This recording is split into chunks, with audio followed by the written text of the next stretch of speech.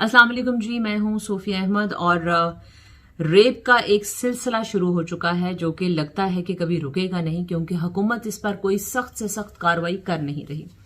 और जब हुकूमतें खामोश हो जाती हैं तो इस तरह के भेड़िए जो हैं वो जंगलों से निकल आते हैं, और अब तो जंगलों की बजाय ये घरों से निकलकर हाईवे और मोटरवे पर आ गए हैं। मेरे बेटे ने मुझसे एक छोटा सा सवाल किया, वही मैं हुक्मरानों से करना चाहती हूँ। मेरे बेटे ने कहा है कि मामा, जब बाइज्जत औरतें घरों से निकलती हैं और उनके साथ भी रेप का सिलसिला शुरू हो जाता है, तो जिन औरतों को ये एक्ट्रेस और एक्टर कहकर पहले ही बुरा कहते हैं, उनके बच्चों के साथ, उनकी बहनों के साथ, उनकी फैमिली के साथ और उनके साथ ये क्या सलूक करेंगे? क्या जब हम पाकिस्तान पहुंचेंगे तो आपको भी रेप कर दिया जाएगा? और अगर मैं घर से बाहर जाऊंगा तो मैं भी रेप हो जाऊंगा? मेरे पास उसके सवालों का जवाब नहीं है।